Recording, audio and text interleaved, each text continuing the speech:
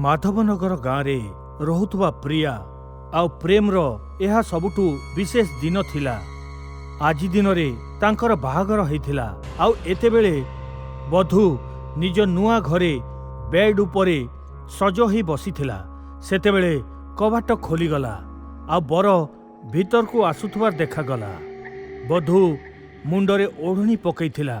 प्रथमे बरता ओढ़णी उठेला आउ ताकू देखिबाकू लागिला। कौन तमे तम मुकुट खोलिबनी बर पुओ? एई नियम महाराणी कहिकी जेमिति बर ता मुहरु मुकुट खोलिला देखिकी बहुर मुहरु चित्कार बाहरी गला। ता चेहरा अधा जली जाइथिला। ता आखि नाली नाली देखा जाउथला, चमकुथिला। देखु देखु ता रूप पूरा पूरी बदली गला। आउ सीए पुरुणा जुगर राजांक वेशभूषारे आसीगला। मो नुआ महाराणी आस, आज तुमे मो महल रे रहिबो। के मत बचाओ, बचाओ। राजा हसी हसी ताकू कुंढई पकेला आउ पुणी ताकू कहिला, कौन हला? कौन तुमे मो राणी हवा को इच्छा करुन? मत छाड़ी दियो। सुनिकी राजा जोर जोर रे हसीबाकू लागिला।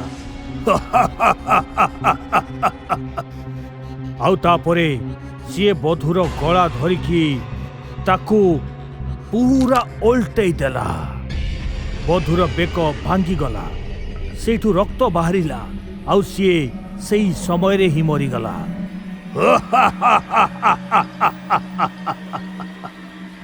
राजा ता सब उपरे ठिया हेई बहुत देरी जाए जोर जोर रे हसीबाकू लागिला आ पुणी सेठू उभेई गला।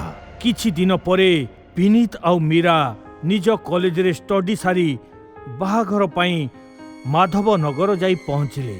जेतेबेले तांको कार विनीतर पिता राणा प्रताप को महल रो सामना रे जाई की अटकिला तो मीरा ताकू देखिकी बहुत खुशी हला। तमरा स्वागत करूची झियो। एमिति कहिकी ठाकुर राणा प्रताप मीरा को आलती कले आउ पुणी से मानकु भीतर को डाकी नेले। विनीतर परिवार रो लोकंक सहित देखा ही मीरा बहुत खुशी थिला आउ से माने भी मीरा को देखिकी पसंद करिनेले। समस्ते एकाठी मिसी डिनर कले आउ तापरे राति 11टा बाजिला परे समस्ते निज निज रूम रे पहुंची गले। जेतेबेले विनीत मीरा को ता रूम को छाड़ीबाकू गला ताकू कहिला, मीरा आम गाँव रे गोटे रहस्य अछि जहा मु आज तुमको कहबाकू चाहूची। तमे एया चाहूतल ना कि आमर एइठी बाहागर हो, हेले आमे ए गाँव रे बाहा ही पारिबानी। हेले एमिति काहे की को रहस्य? आम माधवनगर को अभिशाप रो गाँ बोली कहा जाए। कहंती एठिकार राजा रघुवीर सिंह को अल्प बयसर झियो मानक सहित विवाह करिवार शौक थिला। सेइथिपाई प्रति 3 मास परे सीए गोटे नुआ झियो को बाहा होउथिले। गाँर लोक माने एइथिपाई असंतुष्ट थिले आ राजाटू मुक्ति पाइबाकू चाहूथिले। राजा रघुवीर सिंह आउ गोटे बाहा हेबाकू जाउथिले। आउ से दिन राति रे गाँर समस्त लोक माने समस्त दरबारीଙ୍କ सहित मिसिकी राजा को मारी पकेइले। राजा मरु मरु एई अभिशाप गाँ को देले जे कि आज परठू एई गाँ रे कहार विवाह हेई पारिबनी। एटा कोनसी स्टोरी परी लागुची। आजि काली जुगरे एमिति किछि भी हेई पारिबो। आगरु समस्तंको एकता कहानी परी लागुथला। हेले आजि जाय ए गाँ रे जेते भी बाहागर हेइची से बधू माने उभेई जाइछंती अबा मरी जाइछंती। ताहले गाँ आजि जाय एकाठी केमिति? गाँ रो लोक माने तांको बाहागर शहर को जाइकी करंती आ पुणी बहुत मास परे एठी की फेरी आसंती। हेले मु तमो बाहागर एई गाँ रे करिबी। एमिति कोहनी मीरा, मु तुमको बहुत भल पाए। मु तुमको हरैबा पाई चाहुनी। विनीत किछि तो रास्ता थिबो एई अभिशापर मुक्ति पाइबार। सेतेबेले मालिकाणी रूम को आसिले। पुआ एई कथा केवल पुरोहित महाशय को जଣା अछि। हेले सीए कुहंती ताहा केही साहसी झियो ही करि परिबो। मम्मी आपण काली ही मते पुरोहितंक सहित देखा करि दियंतु। हेई पारे मु एई गाँ को अभिशापर मुक्त करै ता देबी। परदिन मालिकाणी पुरोहितंकु घर को डाकी आनिले आ तापरे से समस्तंक आगरे कहिले, ରାଜାଙ୍କ ଶେଷ ଇଚ୍ଛା ଥିଲା ଯେ ତାଙ୍କ ବାହାଘର ହଉ, ହେଲେ ଗାଁ ଲୋକମାନେ ତାଙ୍କୁ ମାରି ପକେଇଲେ। ହେଲେ ତାଙ୍କ ଶବକୁ ମହଲର ପଛପଟରେ ପୋତିଦେଲେ। ଠିକ୍ ସମୟରେ ତାଙ୍କର ଅନ୍ତିମ ସଂସ୍କାର ହେଇପାରିଲାନି। ସେଇଥିପାଇଁ ତାଙ୍କର ଆତ୍ମା ନିଜର ଅଭିଶାପକୁ ଜୀବିତ ରଖିବା ପାଇଁ ଘୁରି ବୁଲୁଛି।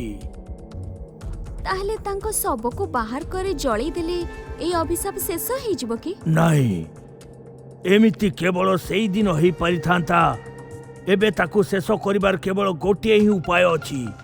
ପୂର୍ଣ୍ଣିମା ରାତିରେ ଯଦି ତାଙ୍କ ଆତ୍ମା ସାମ୍ନାରେ ତାଙ୍କର ଶବ ରଖି ଦିଆଯିବ, ତାହେଲେ ସିଏ ତାଙ୍କ ଶରୀରରେ ପ୍ରବେଶ କରିଯିବେ।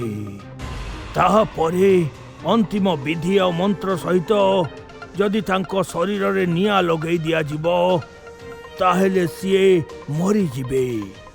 ଏକଥା ଶୁଣି ସମସ୍ତେ ଡରିଗଲେ। ହେଲେ ମୀରା ଗାଁକୁ ଅଭିଶାପରୁ ମୁକ୍ତ କରିବାର ଉଦ୍ଦେଶ୍ୟ କରିନେଇଥିଲା। ପୁରୋହିତ ମହାଶୟ, ଆଗାମୀ ପୂର୍ଣ୍ଣିମା ରାତିରେ ମୁଁ ସେଇ ମହଲରେ ଯାଇ ତାକୁ ଶେଷ ନିଶ୍ଚିତ କରିଦେବି। ଆଗାମୀ ପୂର୍ଣ୍ଣିମା ରାତିରେ ଠିକ୍ 11ଟା ବେଳେ ମୀରା ବଧୂ ବେଶରେ ନାଲି ଶାଢ଼ୀ ଗହଣା ପିନ୍ଧି ମହଲକୁ ପ୍ରବେଶ କଲା।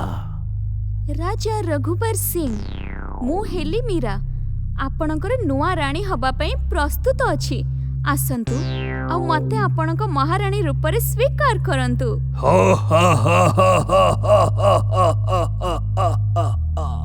ସେତେବେଳେ ରାଜାଙ୍କ ହସ ମହଲରେ ଗୁଞ୍ଜରିତ ହେବାକୁ ଲାଗିଲା। ଆଉ ସିଏ ସେଇଠି ପ୍ରକଟ ହେଲେ। ଏ ତୁମେ କଣ କହୁଛ? ତୁମେ ଏମିତି ପ୍ରଥମ ଝିଅ ଯିଏ ମହଲରେ ଆସିଲା ଆଉ ମୋ ସାମ୍ନାରେ ଠିଆ ହେଲା। କଣ ତମେ ମତେ ଦେଖିକି ଭୟ କରୁନ? ମୋର ଛୁଆ ଦିନରୁ ହିଁ ରାଣୀ ହବାର ସ୍ୱପ୍ନ ଥିଲା। ହେଲେ ଏଇ ଯୁଗରେ ରାଜା ମାନଙ୍କର ରାଣୀ କୋଉଠି ବା ଥାନ୍ତି, ଏଇଆ ଭାବିକି ଦୁଃଖୀ ଥିଲି। ତାପରେ ଯେତେବେଳେ ମୁଁ ଏଇ ଗାଁ ବିଷୟରେ ଶୁଣିଲି ତ ସିଧା ଏଇଠିକି ଚାଲି ଆସିଲି। ତାହେଲେ ଠିକ ଅଛି, ମୁଁ ରୀତି ନୀତି ନିୟମ ସହିତ ତମକୁ ବାହା ହେବି। ଆଉ ତାପରେ ସବୁଦିନ ପାଇଁ ଆମେ ଏଠି ରାଜା ରାଣୀ ହେଇ ରହିବା। ସେତେବେଳେ ମୀରାର ଆଖି ଖୋଲିଲା। ସିଏ ରାଜାର ସହିତ ଥିଲା। ସାମ୍ନାରେ କୁଣ୍ଡ ଜଳୁଥିଲା ଆଉ ରାଜା ତା ସାମ୍ନାରେ ବସିଥିଲେ। ମୋ ରାଣୀ, ଯେତେବେଳେ ଯାଏ ମୁଁ ମନ୍ତ୍ର ପଢ଼ିବି, ତମେ ଏଇ କୁଣ୍ଡରେ ମୋ ସହିତ ଆହୁତି ପକେଇବ। ଯେମିତି ଆପଣ କହିବେ ମହାରାଜା।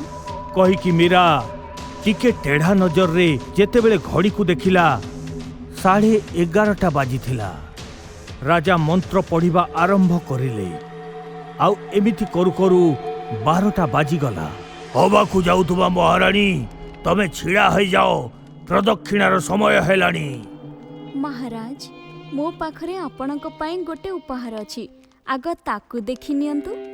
କହିକି ମୀରା ତାଳି ବଜେଇଲା। ଆଉ ବିନୀତ ଆଉ ପୁରୋହିତେ ଗୋଟେ କଫିନ୍ ବାକ୍ସକୁ ନେଇକି ମହଲ ଭିତରକୁ ପ୍ରବେଶ କଲେ। ସେମାନେ ରାଜାଙ୍କ ପାଖକୁ ଯାଇକି କଫିନ୍ ବାକ୍ସକୁ ଖୋଲିଦେଲେ। ଆଉ ସେଇଥିରେ ରାଜାଙ୍କ କଙ୍କାଳ ଦେଖାଗଲା। ନାଇଁ, ଆକୁ ମୋ ସାମ୍ନାରୁ ଘୁଞ୍ଚାଅ। ଏମିତି କହିକି ରାଜା ସେଇଠୁ ପଳେଇବାକୁ ଚେଷ୍ଟା କଲେ। କିନ୍ତୁ କଙ୍କାଳ ତା ଚୁମ୍ବକୀୟ ଶକ୍ତିରେ ରାଜାଙ୍କୁ ନିଜ ଭିତରକୁ ଟାଣି ନେଲା ଆଉ ତାଙ୍କୁ ନିଜ କବ୍ଜାରେ କରିନେଲା। ତାପରେ ସେଇ କଙ୍କାଳ ଭୟଙ୍କର ଶବ୍ଦ କରି ସେଇଠି ଛିଡ଼ା ହେଇଗଲା। ତମେ ମାନେ ମୋ ସହିତ ଧୋକା କରିଛ ପୁଣି ଥରେ। ଏବେ ମୁଁ କାହାକୁ ବି ଛାଡ଼ିବିନି।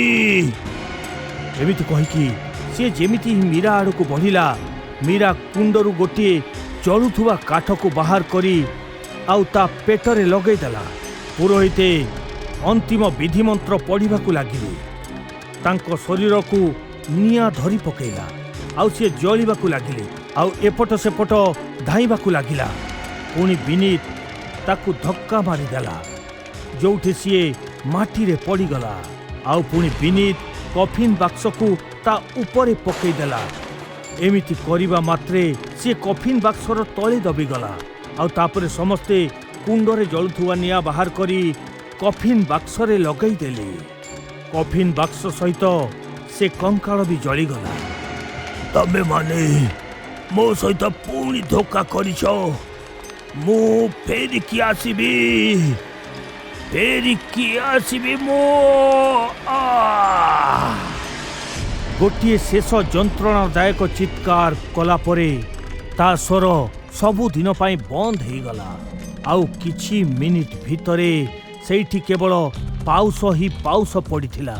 ମା ମୀରା, ଆଜି ତମ କାରଣରୁ ଆମ ଗାଁ ଅଭିଶାପ ମୁକ୍ତ ହେଲା। ସବୁଦିନ ପାଇଁ ଶେଷ ହେଇଗଲା ଏ ଅଭିଶାପ। ସେଇଥିପାଇଁ ସବୁଦିନ ପାଇଁ ତମକୁ ଦେବୀ ରୂପରେ ଆମେ ମନେ ରଖିବୁ। କହିଥିଲି ନା, ବାହା ହେବି ତ ଏଇ ଗାଁରେ ହିଁ ହେବି। ଶୁଣିକି ବିନୀତ ମୀରାକୁ କୁଣ୍ଢେଇ ପକେଇଲା ଆଉ ମାଧବନଗର ଗାଁକୁ ସବୁଦିନ ପାଇଁ ଅଭିଶାପରୁ ମୁକ୍ତି ମିଳିଗଲା।